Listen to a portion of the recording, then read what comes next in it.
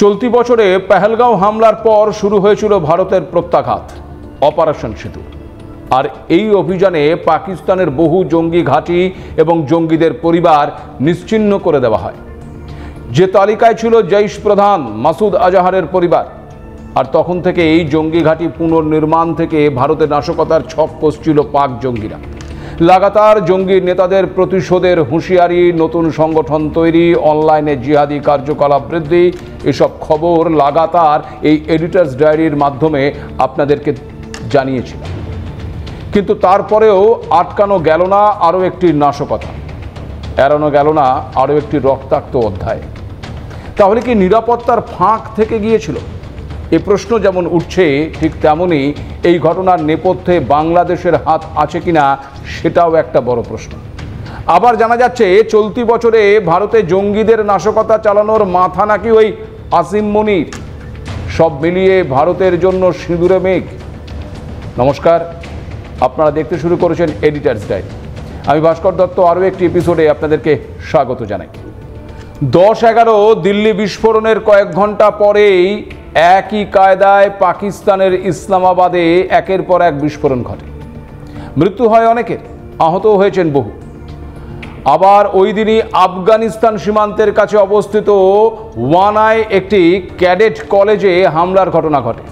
আর এই ঘটনার জন্য জেনে শুনেও সরাসরি ভারতের দিকে আঙুল তুলতে দেখা গেছে পাক প্রধানমন্ত্রী শেহবাজ শরীফকে।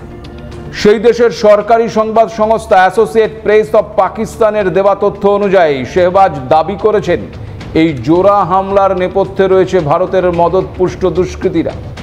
পাকিস্তানকে অস্থির করার জন্য এই সমস্ত হামলা চালিয়ে যাচ্ছে ভারতের রাষ্ট্রীয় মদতপুষ্ট সন্ত্রাসবাদীরা। অন্যদিকে যদিও ইসলামাবাদের এই হামলার দায় স্বীকার করেছে বিদ্রোহী গোষ্ঠী তেহরিকে তালিবান পাকিস্তান বা ওই টিটিপি। এই টিটিপি নিয়ে বিস্তারিত আপনাদের আগেই জানিয়েছিলাম এডিটর্স ডায়েরির একটি এপিসোড। এই হামলার ক্ষেত্রে তারা রীতিমতো বিবৃতি জারি করে জানিয়ে দিয়েছে যে তাদের যোদ্ধারাই ইসলামাবাদের আদালতে আক্রমণ করেছে। পাকিস্তানে ইসলামী আইনের বাইরে গিয়ে যে সকল আইনজীবী এবং বিচারক ও অন্যান্য কর্মকর্তারা রায় দেন তারাই টিটিপির লক্ষ্যবস্তু ছিল। দীর্ঘদিন ধরেই পাকিস্তানের মাথা ব্যথার অন্যতম কারণ এই বিদ্রোহী টিটিপি গোষ্ঠী।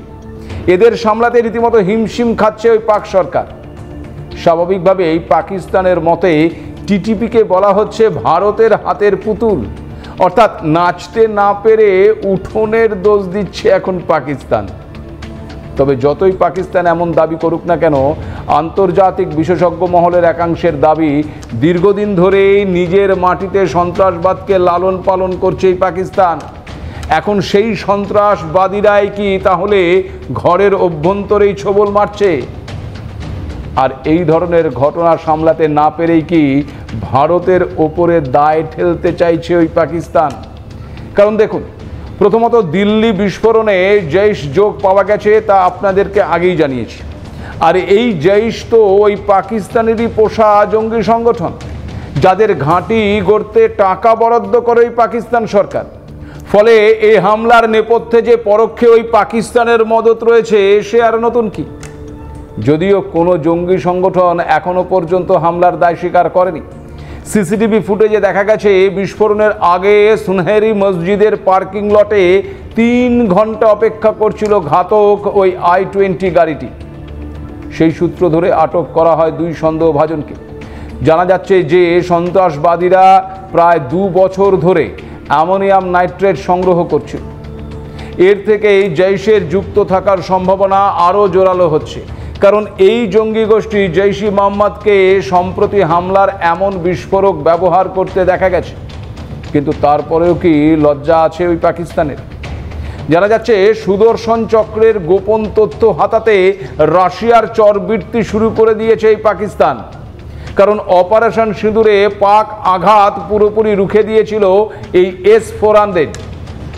বিশ্বের প্রথম সারির সুরক্ষা ব্যবস্থার মধ্যে অন্যতম এই সিস্টেম নিয়েও আপনাদের আগে বিস্তারিত জানিয়েছি।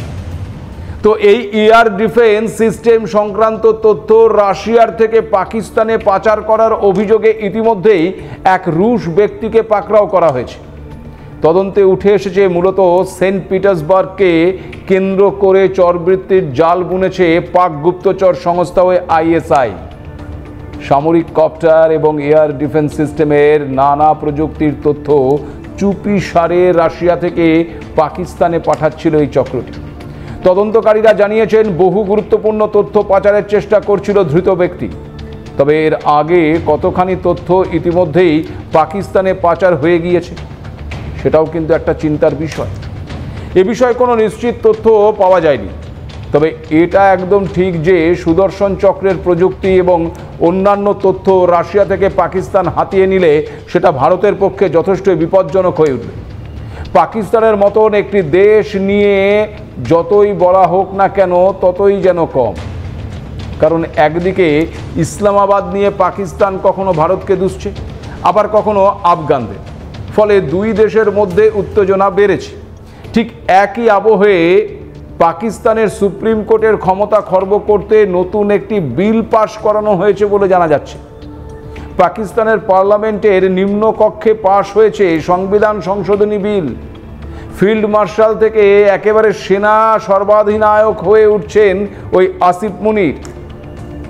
যেখানে পাকিস্তানের বিভিন্ন ক্ষেত্রেই ওই পাক সেনা নাক গলায়, সেখানে এই বিলে পাক সেনাকে যেভাবে সর্বোচ্চ ক্ষমতা দেওয়া হয়েছে তাতে প্রভাব পড়বে পাক আম জনতার জীবনেও। এবার প্রশ্ন উঠছে, তাহলে কি সেনা শাসন শুরু হচ্ছে ওই পাকিস্তানে?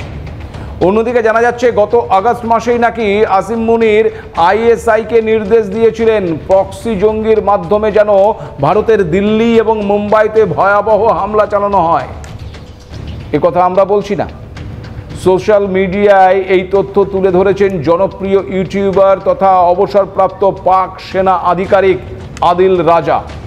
তিনি জানিয়েছেন লস্কর জৈশের মতন একাধিক প্রক্সি রয়েছে পাক আইএসআই এর হাতে। আদিলের দাবি, পাক সেনার সূত্র মারফত এই খবর তিনি পেয়েছেন। আবার ইন্ডিয়া টুডেকে দেওয়া একটি সাক্ষাৎকারে ওই আদিল রাজা দাবি করেছেন যে ভারত সংঘাতে এবার জড়ালে নাকি পাকিস্তানের মূল লক্ষ্য হতে পারে ভারতের নৌসেনা। একই সঙ্গে তুলোধনা করেছেন তিনি পাক সেনা প্রধান ওই আসিফ মুনিরকেও। তার মতে মুনির নিজেই নিজেকে ফিল্ড মার্শাল পদে প্রমোশন দিয়েছেন।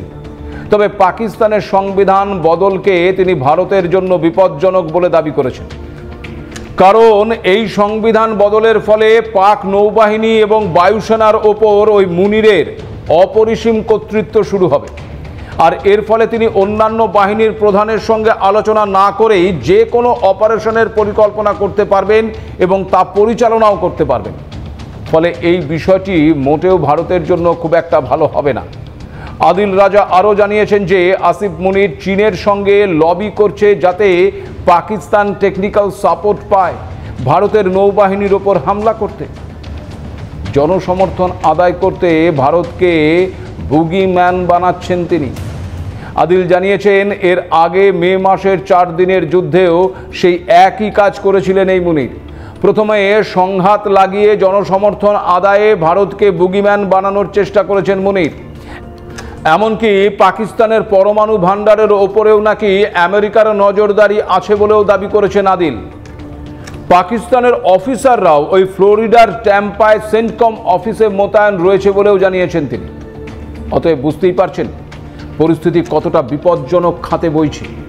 দাঁড়ান, এখানেই কিন্তু শেষ নয়। আদিল রাজা আরও জানিয়েছেন পেহেলগাঁও জঙ্গি হামলার নেপথ্যে আসলে কার হাত ছিল। জানতে চান এই পাকিস্তানের প্রাক্তন আর্মি আধিকারিক কি বলছেন? পেহেলগাঁও হামলা ও 26 জনের মৃত্যুর নেপথ্যে রয়েছেন পাক সেনাপ্রধান ওই আসিফ মুনির। তার নির্দেশেই নাকি পরিকল্পিতভাবে এই জঙ্গি হামলা হয়েছে, এমনটাই দাবি করেছেন প্রাক্তন পাক সেনাকর্তা আদিল রাজা। এবং প্রাক্তন ওই সেনাকর্তার দাবি আইএসআই এই ধরনের হামলা চালাতে বারণ করেছিল, তবুও মুনির নিজের স্বার্থে এই হামলা চালিয়েছিলেন। যদিও পেহেলগাঁও কাণ্ড নিয়ে এনআইএর প্রাথমিক রিপোর্টে স্পষ্ট উল্লেখ করা হয়েছে যে এই হামলার নেপথ্যে রয়েছে লস্কর, পাক সেনা এবং পাক গুপ্তচর সংস্থা ওই আইএসআই এর সম্মিলিত ষড়যন্ত্র। একই সঙ্গে পাকিস্তান সেনাকে তুলোধনা করে আদিলের দাবি, তিনি যে সূত্র থেকে এই সমস্ত তথ্য পেয়েছেন তারা পাকিস্তানের গুরুত্বপূর্ণ পদে রয়েছেন এবং এই বিষয়গুলো তারা ভালো করেই বোঝেন। পাক সেনাকর্তারা 1000 কাটসের কথা বলেন, যার অর্থ শত্রুকে ধীরে ধীরে শেষ করো। এই হামলা তারই একটি অংশ, ভাবুন একবার। তাছাড়া জুলাইতে এই পাক সেনাকর্তা আদিল রাজা জানিয়েছিলেন 2025-এর আগস্টে মুম্বাইয়ে হামলা করতে চায় পাকিস্তান।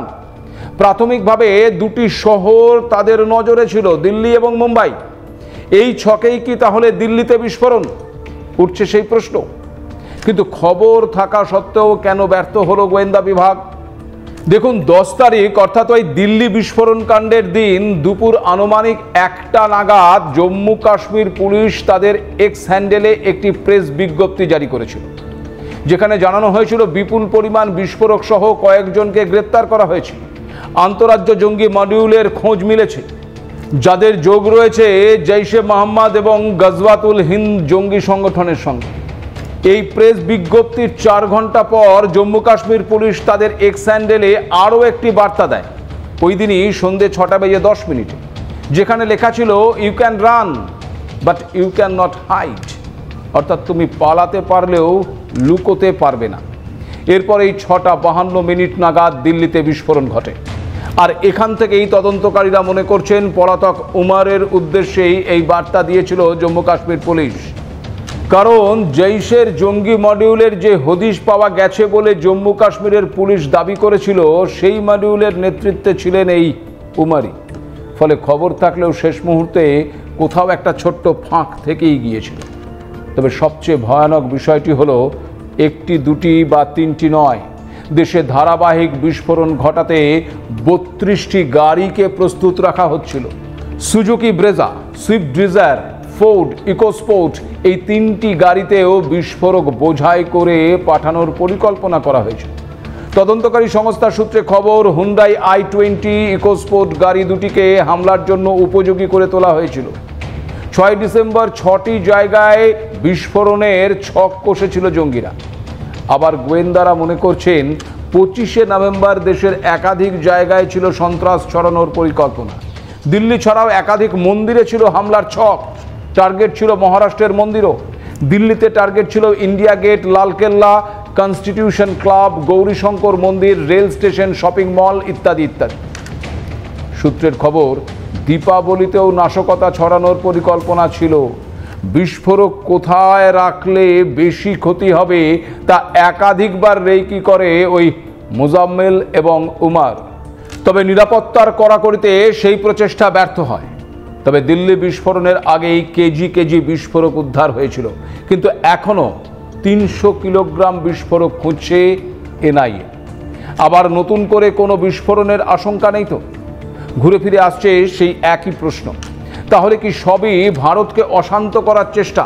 কারণ 10-11 দিল্লি বিস্ফোরণের ঘটনায় নিরপরাধ মানুষকে হত্যার তীব্র নিন্দা এবং প্রতিবাদ জানিয়ে শোক প্রকাশ করেছেন বাংলাদেশের প্রাক্তন প্রধানমন্ত্রী শেখ হাসিনা। তিনি জানিয়েছেন, বাংলাদেশ সহ সর্বত্র জঙ্গিদের যারা মদত করে তাদের বিরুদ্ধে ব্যবস্থা নেওয়া উচিত। আর এখানেই আপনাদেরকে জানিয়ে রাখি যে হাসিনা যেদিন দিল্লি বিস্ফোরণের ঘটনায় শোক প্রকাশ করে জঙ্গি হামলার নিন্দায় সরব হলেন, ঠিক সেদিন তার দলের তরফে দাবি করা হলো মোহাম্মদ ইউনূসের সরকার জঙ্গি এবং ধর্ষকদের উৎসাহ দেয়।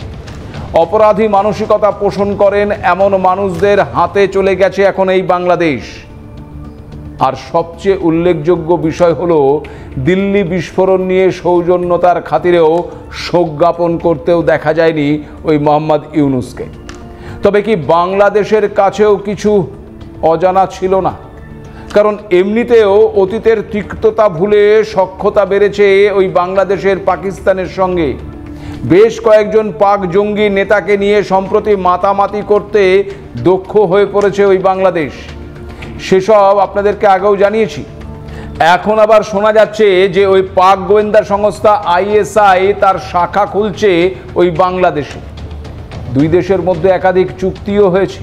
ফলে কূটনীতিক তকমা দিয়ে বাংলাদেশে ঢুকে পড়েছে বা ভবিষ্যতেও ঢুকে পড়বে ওই পাক গোয়েন্দারা। ফলত আন্তর্জাতিক ক্ষেত্রে বিশেষ করে ভারতের জন্য বাড়ছে উদ্বেগ। তাছাড়া কয়েক মাস আগে করাচি বন্দর খুলে দিতে পাকিস্তানের কাছে অনুরোধ করেছিল বাংলাদেশের অন্তর্বর্তী সরকার। বলা বাহুল্য সেই অনুরোধ মেনে নিয়েছে পাকিস্তান। ফলে এই রুট দিয়ে যে ভবিষ্যতে জঙ্গিদের হাতে অস্ত্র, মাদক, টাকা পৌঁছবে, এ আর নতুন কি?